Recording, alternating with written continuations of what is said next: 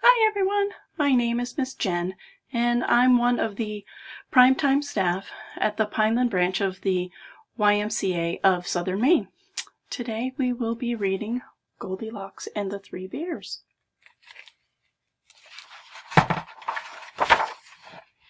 Once there was a little girl called Goldilocks. "What a sweet child," someone new in town said. "That's what you think," said a neighbor.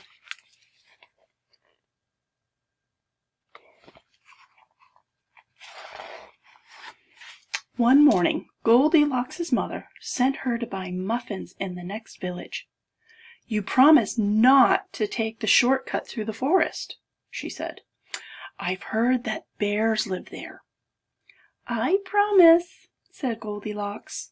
But to tell the truth, Goldilocks was one of those naughty little girls who do exactly as they please. And there it is. Shortcut. Danger. That's where she's headed. Meanwhile, in a clearing deeper inside the forest, in a charming house, all their own, a family of black bears was sitting down to breakfast.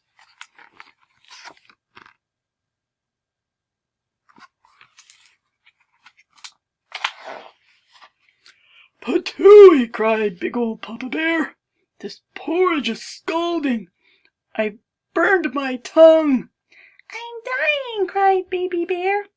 "Now really," said Mama Bear, who was of medium size, "that's quite enough." "I know," said Papa Bear. "Why don't we go for a spin while the porridge is cooling?" "Excellent!" said Mama Bear. So off they went on their rusty old bicycle, and off they went. Tra-la-la-la-la!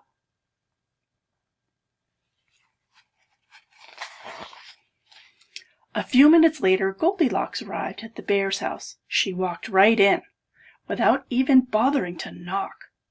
On the dining room table were 3 inviting bowls of porridge.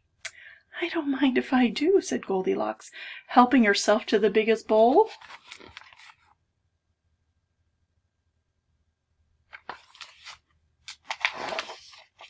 But the porridge in the biggest bowl was much too hot. "Patooey!" cried Goldilocks, and she spat it out.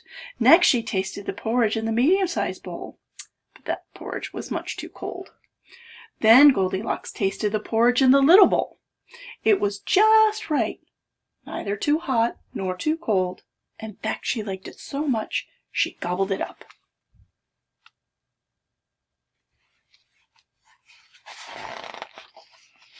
Feeling full and satisfied, Goldilocks thought it would be great fun to have a look around. Right away she noticed a lot of coarse brown fur everywhere. "They must have kitties," she said. In the parlor there were 3 chairs. "I don't mind if I do," she said, climbing into the biggest one, but the biggest chair was much too hard. She just couldn't get comfortable.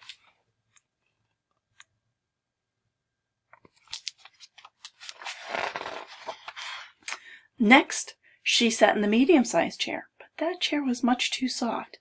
She thought she might never get out of it.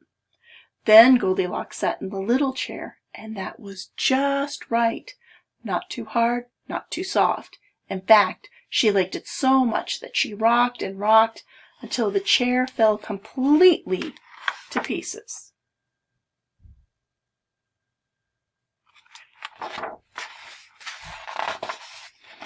Now all that rocking left Goldilocks quite tuckered out. "I could take a little snooze," she said, so she went to look for a comfy place to nap. Upstairs were 3 beds. "I don't mind if I do," she said, Goldilocks, and she got into the biggest one. But the head of the biggest bed was much too high.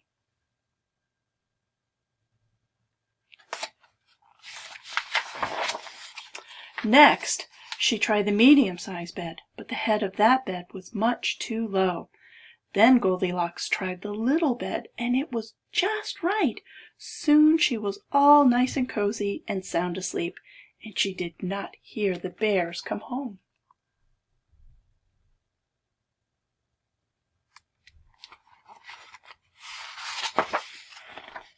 The 3 bears were mighty hungry, But when they went in for breakfast, they could scarcely believe their eyes.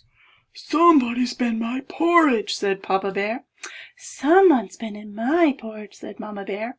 "And somebody's been in my porridge," said Baby Bear, "and eaten it all up."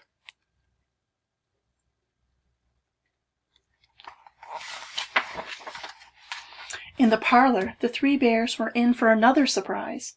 "Somebody has been sitting in my chair," said Papa Bear. "Someone has been sitting in my chair," said Mama Bear. "Somebody has been sitting in my chair," said Baby Bear, "and it's broken to smithereens."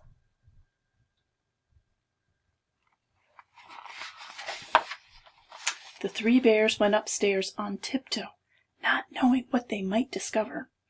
At first, everything seemed fine, but then Papa Bear lied down on his big brass bed. "Somebody has been lying in my bed," he cried, and he was not amused.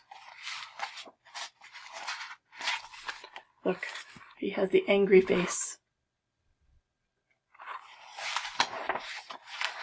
"Egads!" cried Mama Bear. "Somebody's been lying in my bed." "Look," said Baby Bear. "Somebody's been lying in my bed, and she's still there." "Now see here," roared Papa Bear. Goldilocks woke up with a start. Her eyes nearly popped out of her head, but before the bears could demand a proper explanation, Goldilocks was out of bed, out the window, and on her way home. "Who was that little girl?" asked Baby Bear.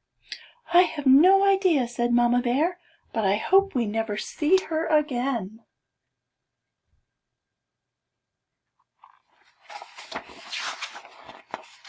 And they never did.